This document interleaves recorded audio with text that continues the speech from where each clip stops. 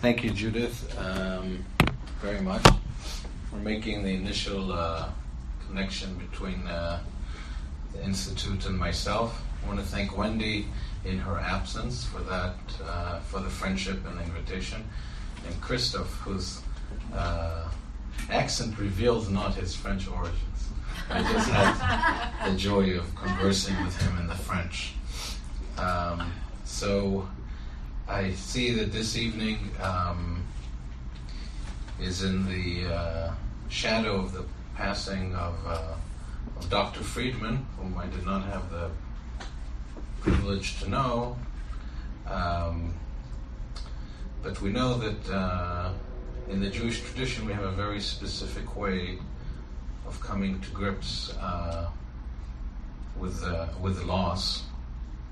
So I'm going to say two things about that by way of preliminary remarks, and also it's customary in the Jewish spiritual tradition to dedicate a discourse to the elevation of the soul of a dearly departed. So we'll do that tonight. We'll dedicate our discussion to his memory and legacy as somebody who, as a healer of shattered hearts, as it says in the Psalms, brought solace to this world in healing. I'll say simply this in this context, that we're going to see in our discussion tonight. By the way, until what time should I go with? Right now it's 7:38. Until what? Maybe we can. Until 8:30. Perfect. Break. And then do that more. Maybe questions. Génial. Very good. Thank you. So we're going to see that Hasidism is really understanding Torah and Jewish practice as a psychological odyssey of the individual soul in this world. So Abraham is a paradigmatic figure. When the first person who passes away in the Torah, in the Hebrew Bible, is Sarah, Abraham's wife. And when Abraham looks for a place of burial for her, he's introduced to the locals, the Hittites, an ancient Near Eastern people, and he is revered by them. He's a legend in his own time, like an Elie Wiesel, if you like, somebody who in his own, or a Nelson Mandela, somebody who in his own life achieves a legendary, exemplary status, and they call him Nesi Elokim, a prince of God in our midst. And Abraham's response is very humble, as befitting a great human being, and he says, Ger v'toshav, I am a stranger and a resident amongst you. Which is a very peculiar thing to say, because if you think about it, it's either you're a stranger or you're a resident. Either you are here because you came in and you have a visa to be here for 3 or 6 months, or you have a green card or an American passport. You can't be a stranger and a resident at the same time. So the point is that Abram is making a statement about the human condition. That on the one hand we reside in this world, we anchor ourselves in this world, we invest ourselves in this world in countless ways, and at the same time we are strangers in this world. We're here for a handful of decades. And the greatest thing that a person can do is dedicate those handful of decades to growth in order to also be a blessing for others. So that's in memory of the late Dr. Friedman. So now to Chassidic psychology. For that I need my glasses so I can see my notes. And so introduction to Chassidic psychology, it begs the question, two questions. What is psychology and what is Hasidism? Psychology I'm going to spare you because you know better than I do. But what is Chassidic, what is Hasidism? That's a different ballgame. So there are two different ways of starting it. I'm going to start this conversation a little bit on a historical and scholarly background. We have the Hebrew Bible, which Christians call the Old Testament, and it includes 24 books. The first 5 have a privileged status in Judaism, and they are called the Torah, which literally means the instruction in Aramaic, and in Hebrew also Torah basically means instruction. These 5 books are looked upon as traditionally, by the tradition, as historical works, and also as legal works, in as much as they seek to instruct an existential path for a human being to follow. There are commandments known as the mitzvot. The idea of mitzvah is that it's a mitzvah is a moral or ethical imperative, an ethical or spiritual imperative that one has to follow. Now, those 5 books of the Torah that have this privileged spiritual status are Genesis, Exodus, Leviticus, Numbers, and Deuteronomy. And Genesis, as we know, from Adam and Eve through the Noah story, Abraham and his descendants, all the way to Jacob and his descendants going to Egypt. Exodus, from the word exit, getting out of Egypt, receiving a spiritual vocation by way of receiving the Torah or the 10 Commandments. Leviticus is a highly esoteric work which deals with the ancient religious duties of the Kohanim, the Jewish priestly class in antiquity in the temple in Jerusalem. And Numbers and Deuteronomy reiterate many of the instructions, the mitzvot, the imperatives, the directives, and the stories, narratives that we already read in previous books. Now, there are other books that were not introduced into the biblical canon. For example, we have a book called Sessler, Adam v'Chava, the book of Adam and Eve. These books were not integrated into the canon and are part of what we call in English the apocryphy, the books that are not part of the biblical canon. But what's important to know is that for most of the history of civilization as we know it, the Torah was regarded as factual history.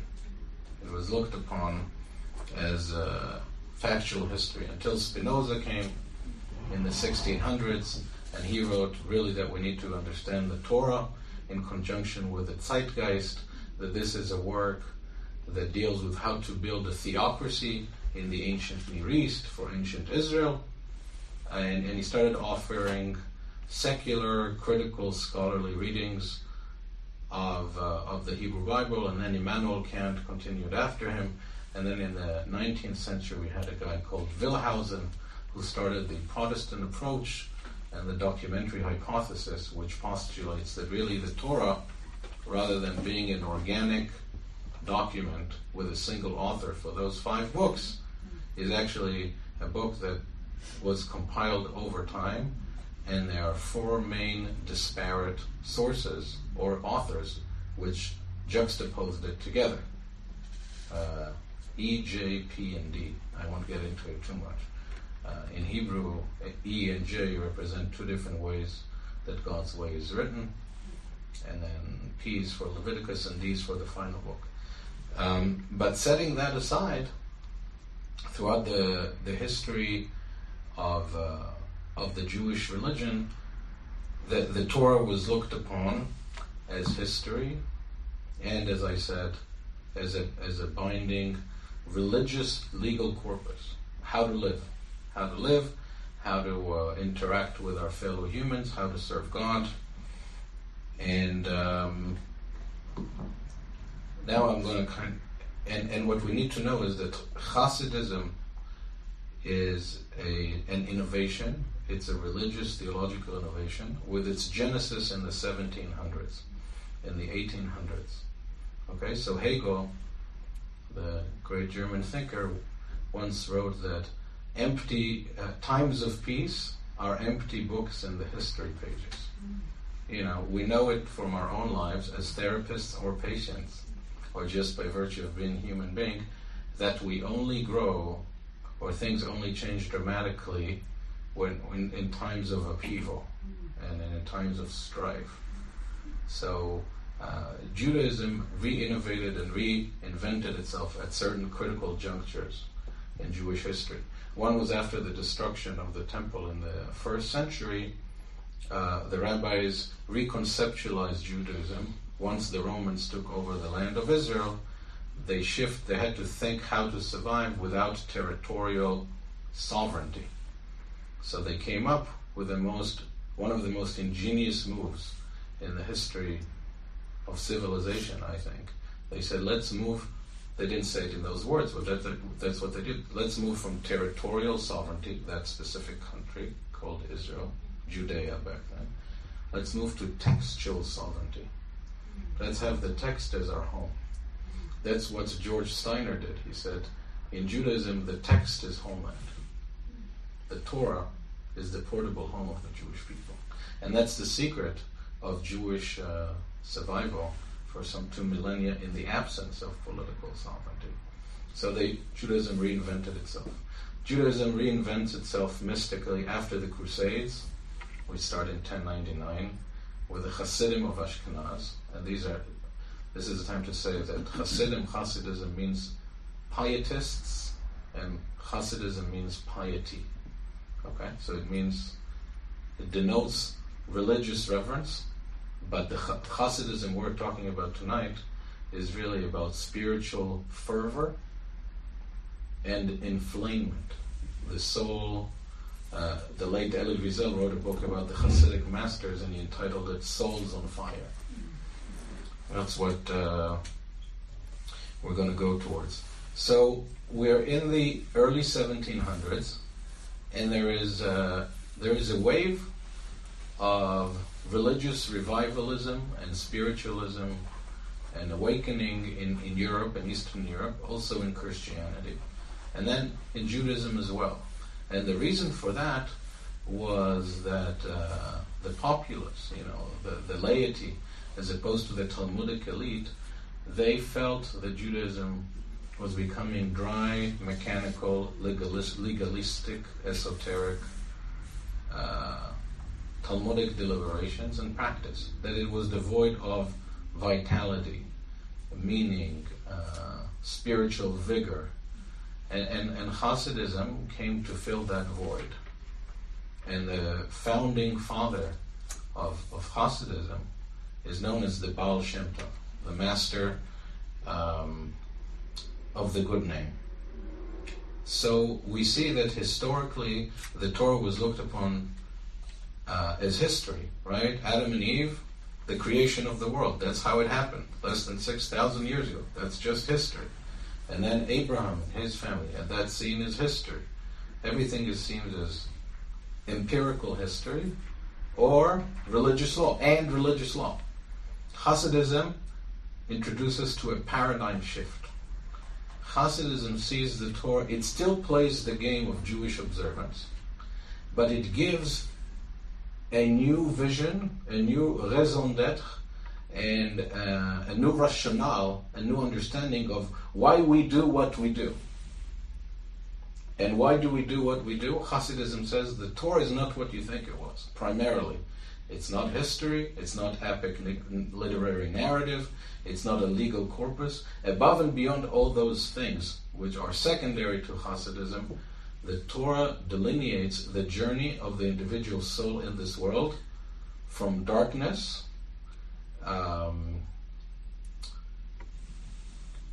constrained consciousness, to expansive consciousness and enlightenment and godliness. And the stories of the Torah show us the path, how to switch from darkness to light, and from smallness of mind to greatness of mind. So the creation story that we have in the Torah really polemicizes with an ancient Babylonian myth called the Enuma Elish, in which the world is born out of a capricious struggle between deities. What we see at the beginning of the Torah is that God created the world, which immediately says to us something. The world is not God, and nothing in the world is God. In other words, the ultimate essence of things is transcendent. And in addition to that, the Torah states, probably the most revolutionary and enlightened breakthrough in the history of ideas, that we're all created in God's image, which means that we all have inherent spirituality and non-negotiable dignity, which many scholars would argue paved the path to liberal democracy thousands of years later. But now let's talk about how Hasidism reads Torah as a psychological journey. That's really what we're here for today. So the second story after Adam and Eve messing up in the Torah, the second main story is the story of Noah, whose name is really Noach. That's how it's pronounced in Hebrew. And Noach is called a tzaddik, which means a righteous person, that he was a terrific guy in an age of utter social and moral degeneration and decay and political disintegration. And then we're all familiar, hopefully, with the story. There's this catastrophic flood, which overwhelms the ancient Near East. This flood, we don't know if it's a contention with an actual historical occurrence or not, but you can find that analogous narrative in an ancient Near Eastern work called the Epics of Gilgamesh. But what's the difference between the Torah and the Epic of Gilgamesh? In the Epic of Gilgamesh, the flood simply happens. Just like now, it's simply raining cats and dogs this season in LA. It just happens.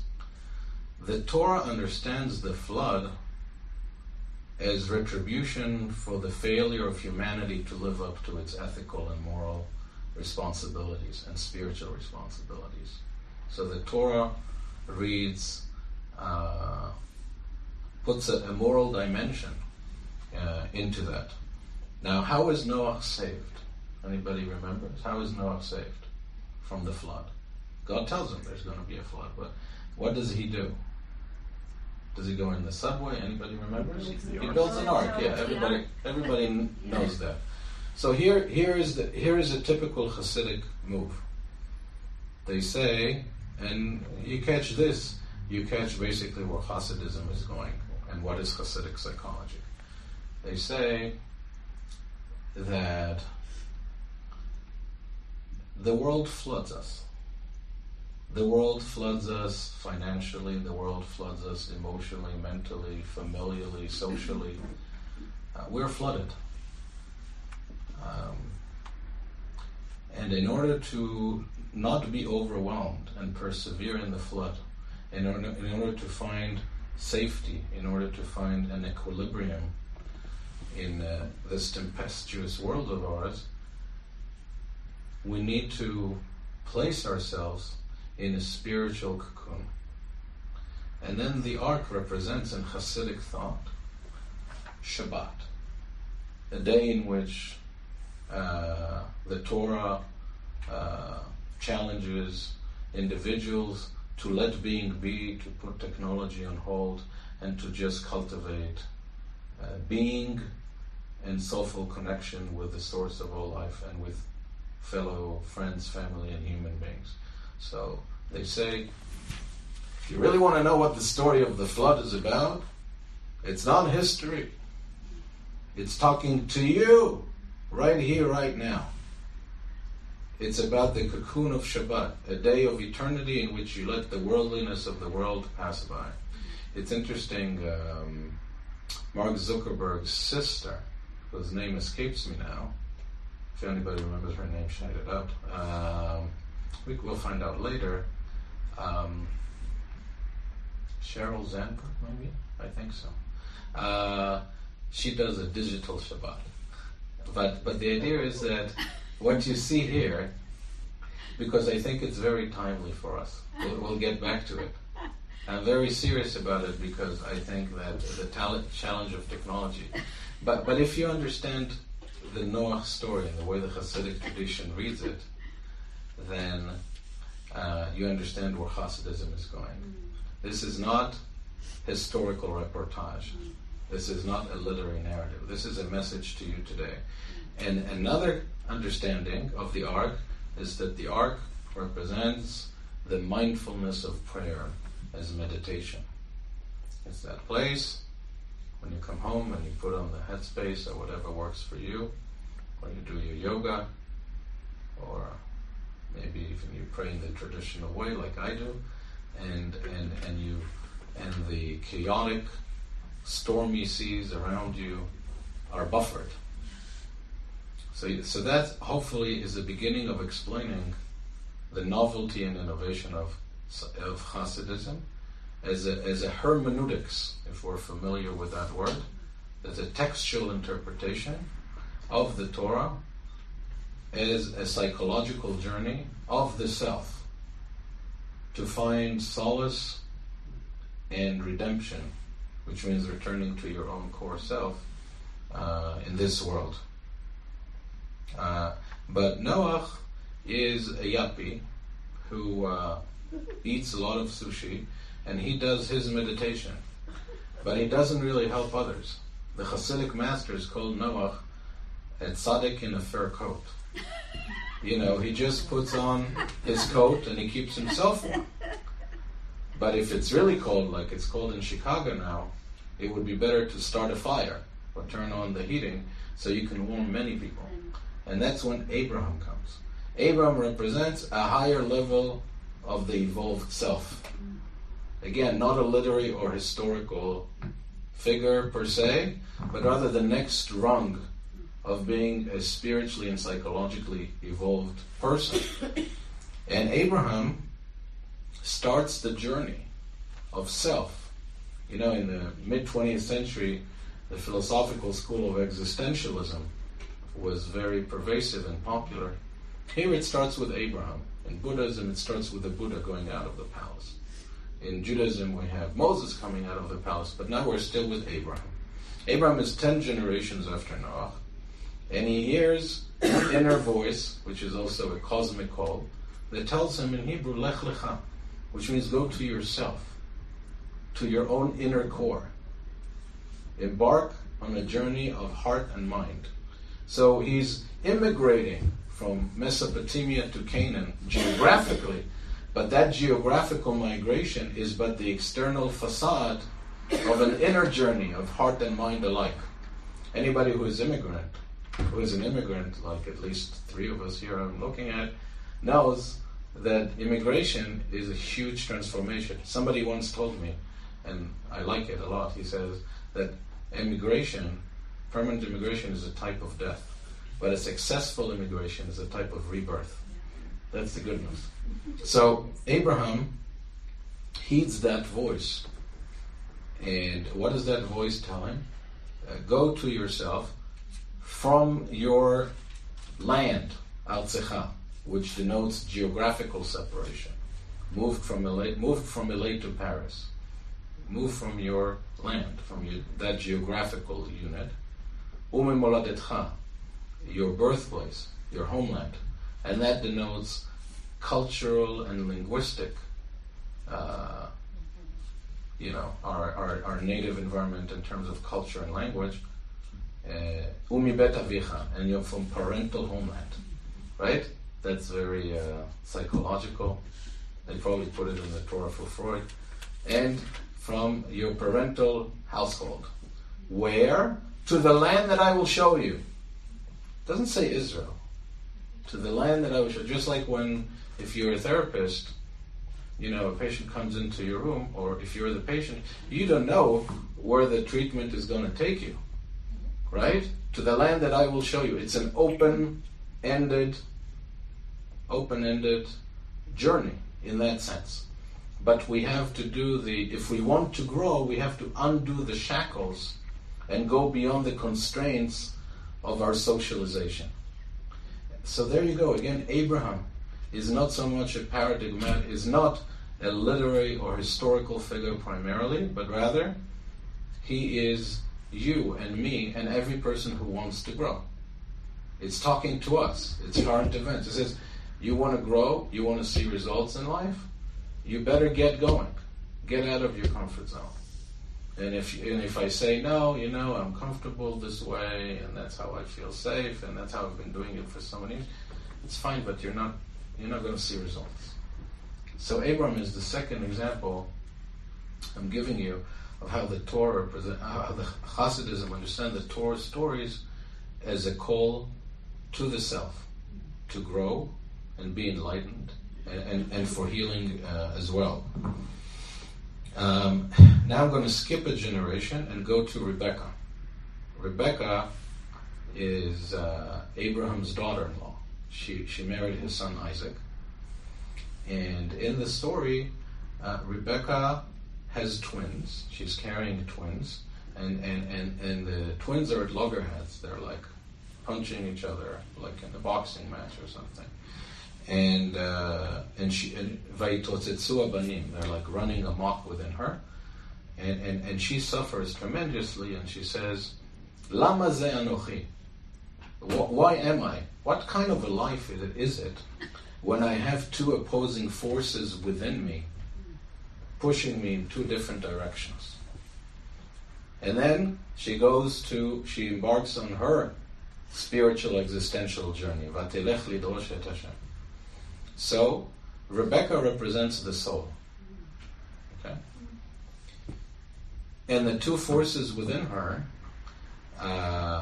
the conventional rabbinic commentators like Rashi from 1,000 years ago and others, they see the struggle between who are inside of her, Jacob and Esau, the twins. And they saw this as emblematic of the political paradigms of ancient Israel and ancient pagan Rome, as political loggerheads.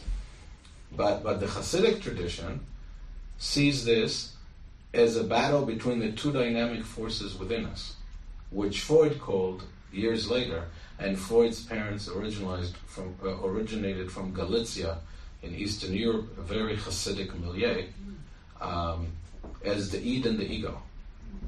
Okay? And notice that Esau comes out first.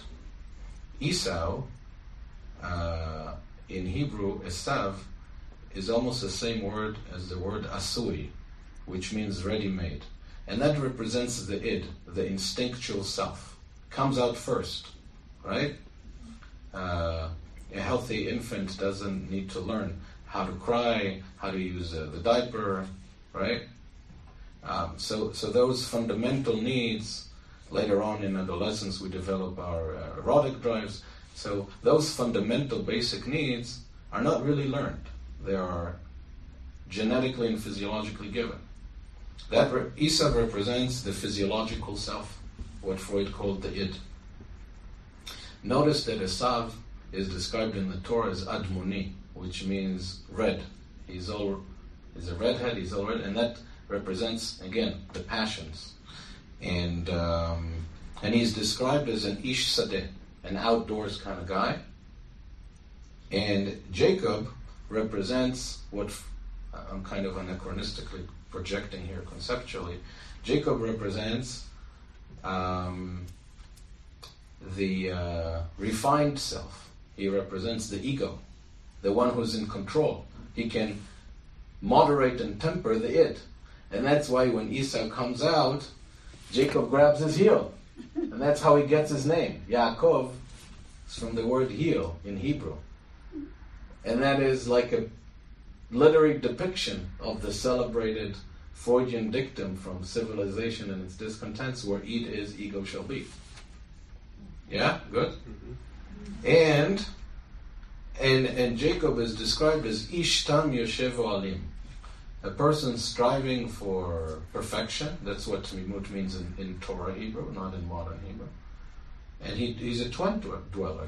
He's an inward, reflective kind of guy. You know, he reads, he meditates, he's working on his growth. And then there's the famous battle. Esau says, give me from that red stuff, the lentil stew. Again, give me immediate satisfaction, instant gratification, immediate satisfaction. He says, Lama li bechora, nochi olech lamot. I'm going to die, so what do I care about the legacy? And that's, you have in that one verse the whole philosophy, the philosophy of hedonism. Right? We're all just going to die.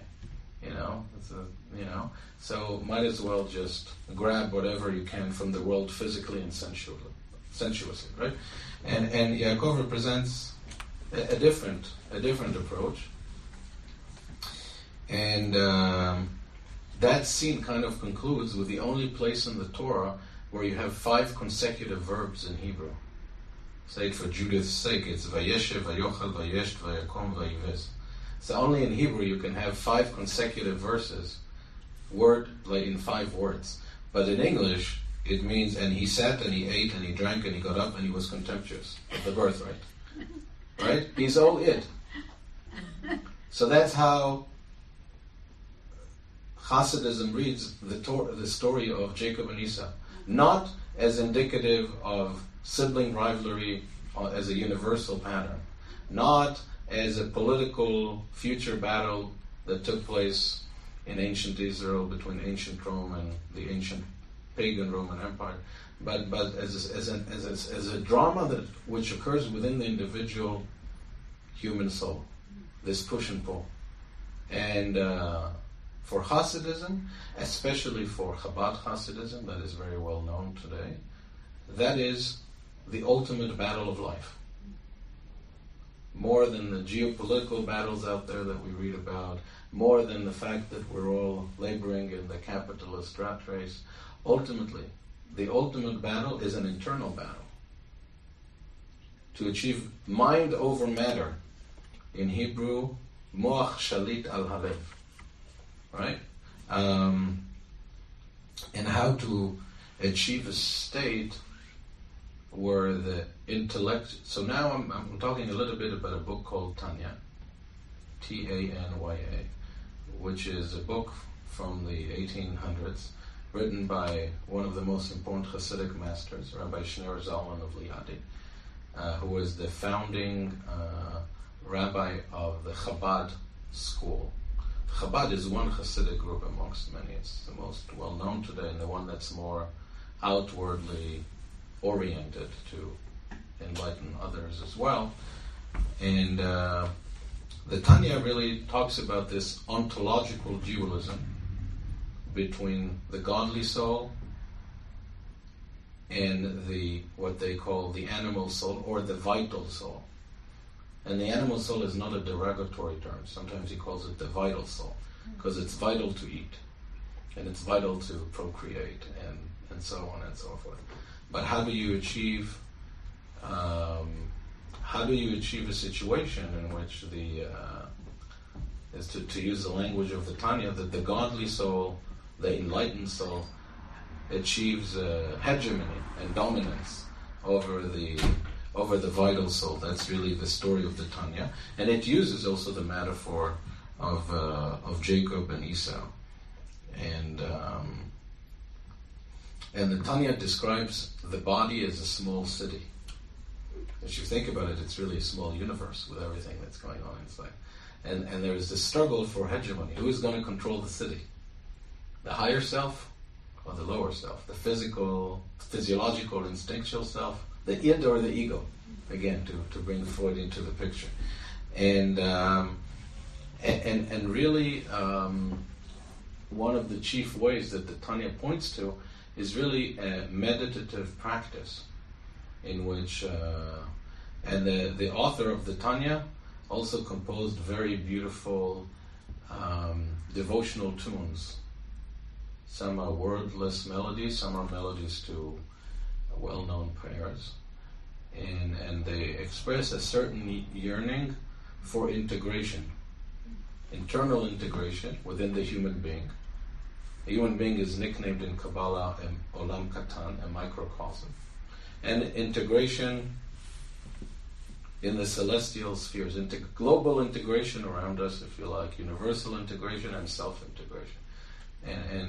And through the study of such texts as the Tanya, through connecting to these melodies, through praying with heartfelt fervor with fellow souls who share this kinship,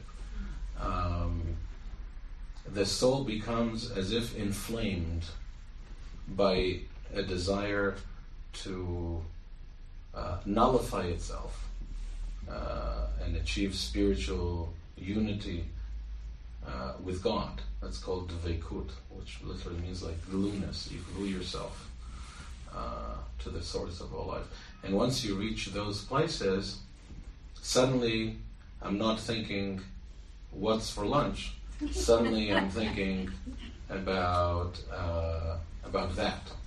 So the whole point is to kind of pump yourself up spiritually. And you have to do it at regular intervals, of course. And the Tanya has a beautiful metaphor that I want to share with you. And it's a metaphor of the candle. Okay? So the candle, when you look at a candle, can't help think, there's a Shiva, I presume there's a Shiva candle there which burns for 7 days. So if you look at a candle, any candle, it represents, according to the Tanya, the inner dialectics of the soul. Why? Because you have the flame, and the flame represents the soul. The soul has cosmic longings. If you look at candles, right, when they burn, it kind of like jumps up, right? You know what I'm talking about? The flame wants to go up, but the wax wants to watch Netflix and order Postmates, dragging us down. And that battle between the two is the story, right? So even the Hanukkah story, which historically is about a battle when the Syrian-Greek Empire, pagan Syrian-Greek Empire in the 2nd century BC, wanted to eradicate Judaism as a legitimate way of life and religion. The Hasidism doesn't look so much at Hanukkah as indicative of that war for religious freedom from antiquity. It looks at it as the battle between lightness and dark in the world and within us. So, a beautiful Chassidic insight, it's like when we light the menorah, the Chanukiah, there are 8 candles. Each night we augment, right? 1, 2, 3. And there is a candle that has a job to illuminate all the candles. And that candle is called in Hebrew shamash, which in rabbinic Hebrew means server. He serves the others. And they say, if you look at the world, every commodity, every substance, every entity that you partake of, you end up diminished, right? If I give you money, I'll have less money. If I'll share my cake, you'll have less cake. Anything. There's only one kind of entity that if you share it with others, you're in no way diminished. And that's fire. So the shamash kindles all the other candles, and yet in no way is diminished. So the idea is that when you light a soul, you can think about it, those of you who are therapists, when you enlight a soul, or if you're a parent or what have you, so many ways to do it, then you are in no way diminished. You're only enhanced. And notice that the shamash, for the menorah to be kosher, to be fit for spiritual use, the shamash always, that top candle always has to hover above the other candles. So even, you see how the historicity of Hanukkah is downplayed, and the psychological battle within us too is and neglected to say with regard to Abraham's journey, that's when you read that story, it's like you are Abraham.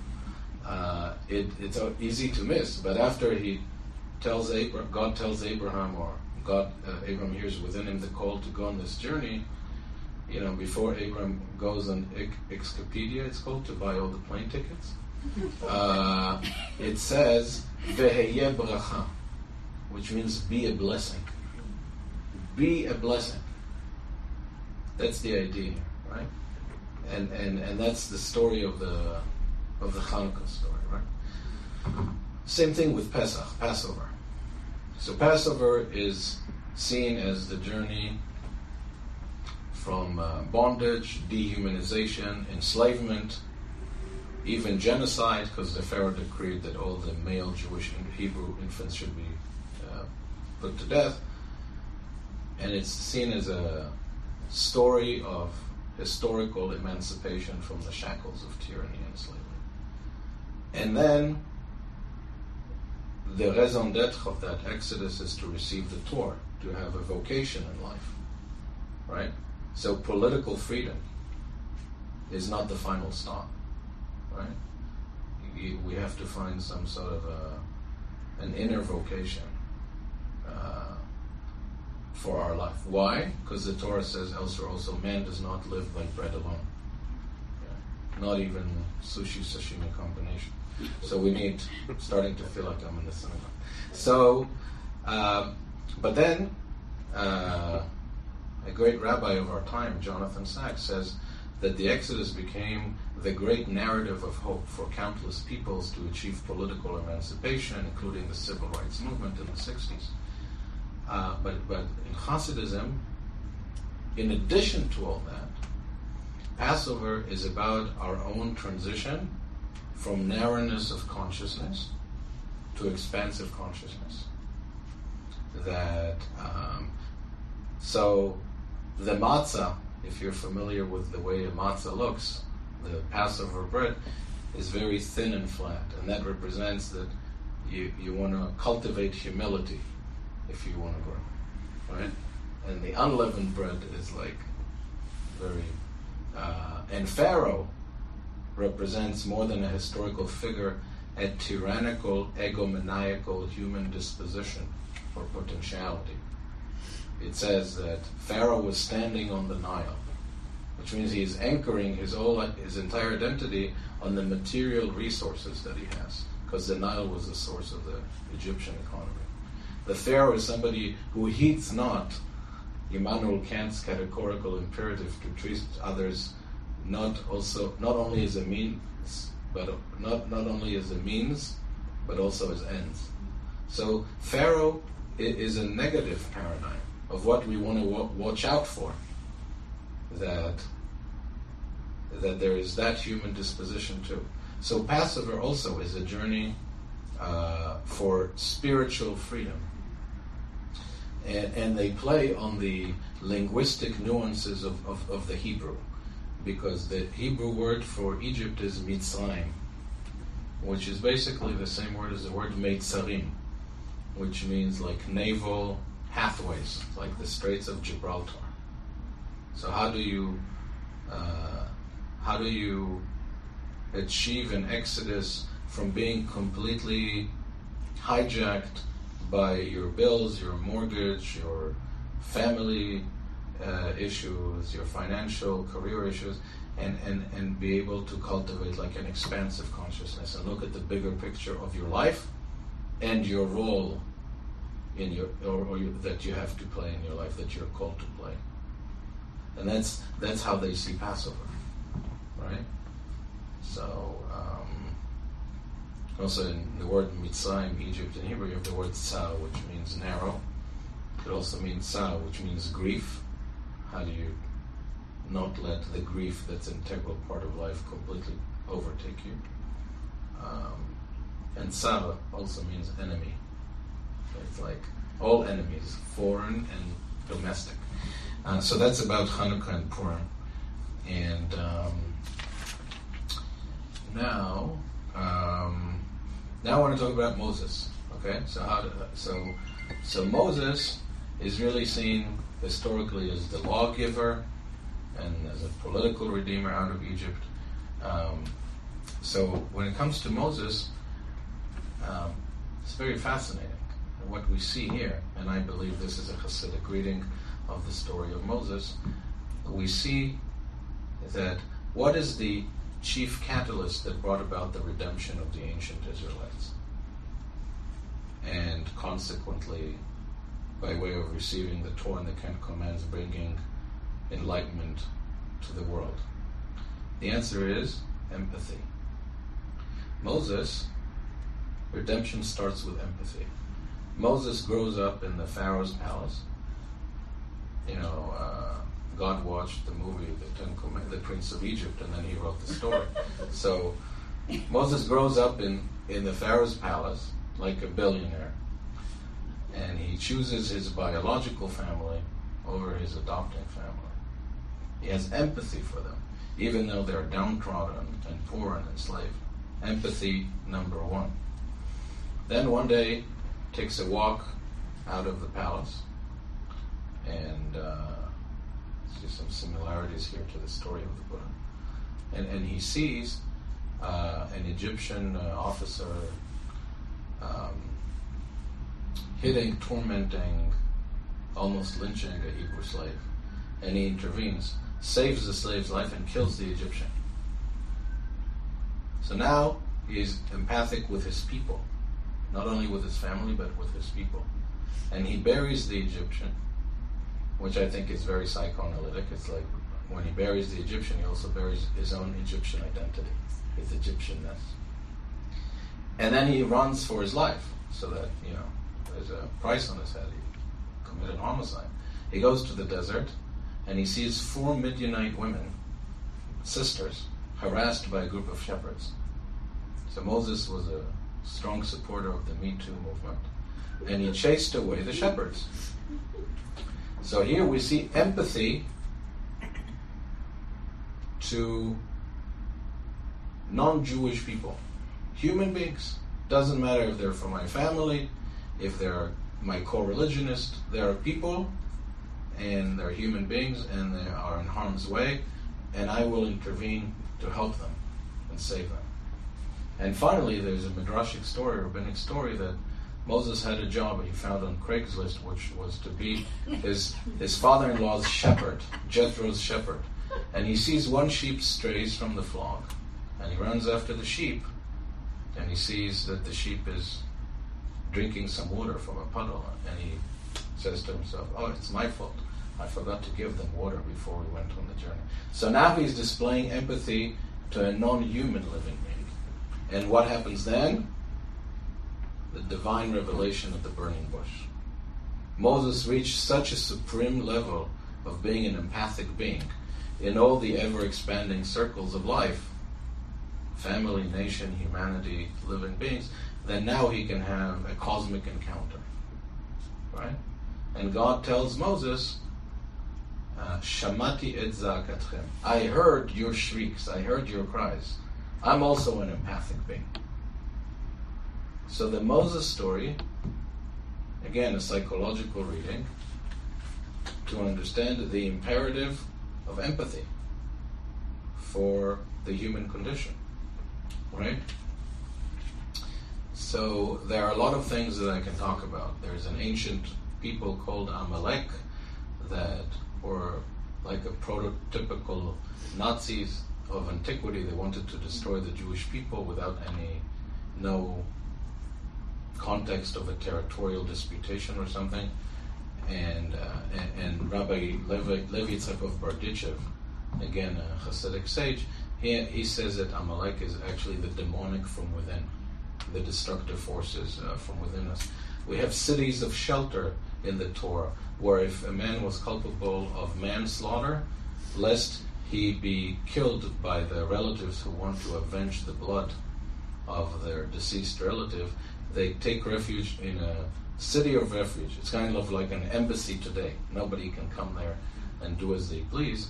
So again, the Chassidic psychological readings has a twist and says the city of refuge, a la Noach's Ark, is that place where you meditate.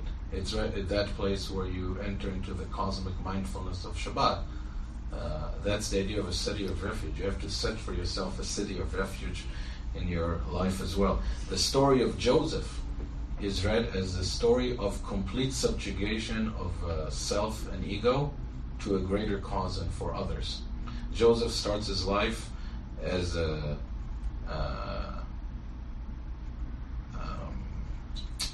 solipsistic narcissist. He's all about, how he looks like, and he knows he has all these gifts, and he's going places, and he's going to go to Harvard and became a great economist, and it creates the enmity of those around him. But later on, he's humbled by everything that happened to him in his life, and at the end he forgives his brothers for the unforgivable, for having sold him to slavery, and he becomes nothing but a vessel to help and empower others. So Joseph is a story of the great metamorphosis of self. Okay, I have like 3 minutes. So there's, if you remember, the Torah has the story of the 10 commandments that were first broken by Moses when he saw that we were worshiping the the golden calf. And then he comes with a second set, which remain intact. And then the Torah says, put in the ark, remember Indiana Jones, put in the ark the intact 10 commandments. No, take the ark and put in them the tablets. And it doesn't say which tablets. The Talmud asks which. And the Talmud comes up with an ingenious answer. One of the rabbis in Talmud says, Luchot v'shivran. Both the intact tablets and the disintegrated, broken, shattered tablets. In other words, as we walk through life's journey, and that's the story, the journey in the desert from Egypt to Israel represents life's journey. The journey for growth. And the 42 places we stop in the desert represents different stops of growth. And sometimes they park somewhere and they go to previous destinations, like we regress in life, and then they go onward. So as we travel through life, we also have to carry the brokenness within us. It's a very profound psychological midrash.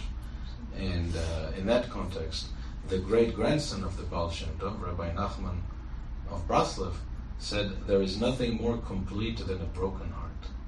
En davar yoter shalem milev shebo. The idea is those pieces are already there. They will serve as a critical part for the integrating process that will come later on. Now, I'll give you one more example, because I have a minute. The story of the spies. Moses sends 12 spies to check out Israel, and 10 of the spies come back and say, forget about it, it's impossible to conquer this country. Only 2 of the 12 say it's possible. Tom Cruise made a movie about it, it's called Minority Report. There's the 2 spies. And about Joshua, the spy who said, we can conquer Israel, that's a James Bond movie, God calls it The Spy Who Loved Me.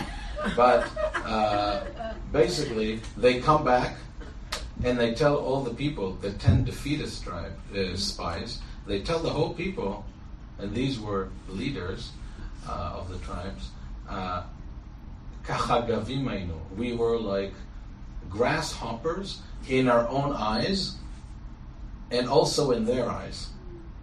So that's the problem. The problem of the spies were that they believed Charles Cooley when he said, I am not who I think I am, I'm not who you think I am who I think you think I am.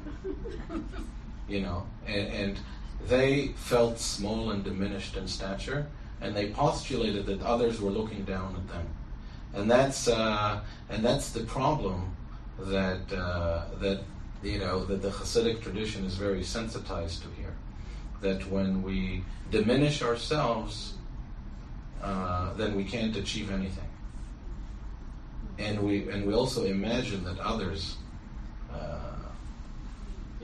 I can't resist. I'm going to tell you in 20 seconds a story. The Lubavitcher Rabbi, who made it to America, was a Holocaust refugee. He was in France, where he was a student when the Nazis entered Paris, and the Jews were asked to go register at the French police as Jews, and the Lubavitcher Rebbe came in, and the clerk asked him, Jew? And then Lubavitcher looked at him and said, write down Orthodox Jew. But it's really a universal lesson about standing tall and strong about who we are, and not what we imagine, sometimes correctly, sometimes incorrectly, other things of us. So there are a lot of descriptions about laws of war in the Torah. Ki tetzeh milchama, should you embark upon a war. So again, the Chassids were living in Eastern Europe. They had the weather we have in Chicago now. So they're saying, what's this got to do with us? A war in the ancient Near East thousands of years ago. So they innovated. They thought this is a psychological thing. This is a war that we go out to win against in that internal warfare that we have in the dynamic of self. I want to conclude by saying the following. One last example is Moses at some point says in Deuteronomy, the last book of the Torah, he says to the people, Anochi omed hayom ben Hashem uvenechem, I stand today between you and God. So basically Moses is the UPS guy. He's he's the intermediary, right? I am standing between you and God. God is telling me and I'm telling you. So the Baal Shem Tov, look at that beautiful psychological flip, twist, ingenious. He says, what is being said here is that the Anochi means I, but also in Hebrew it also means selfish. I stand between you and God. The only thing that stands between us and God is the I, the self.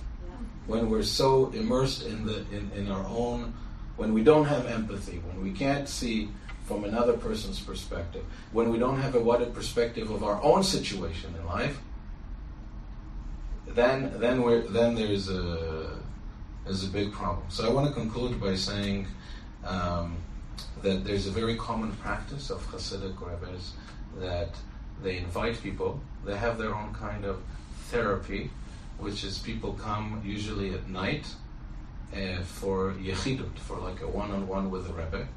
The Lubavitcher Rebbe of blessed memory, who died in '94, people would order a yechidut, a session with him from Australia 6 months in advance, and he would see them between 2 and 4 a.m.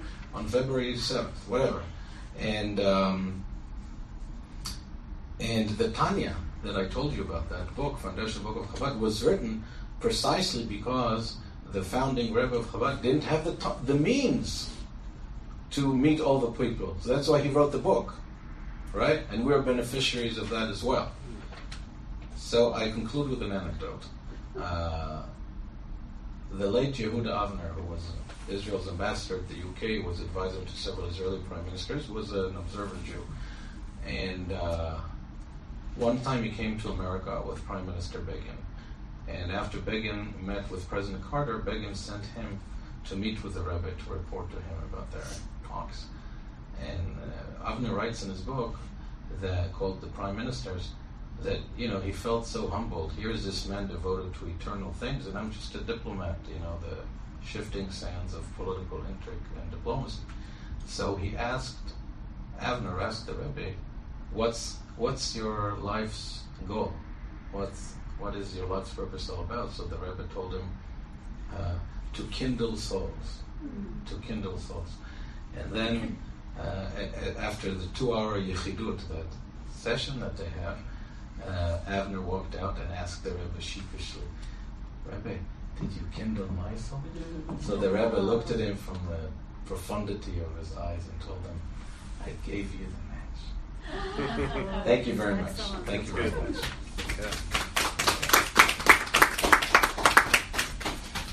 Okay, great.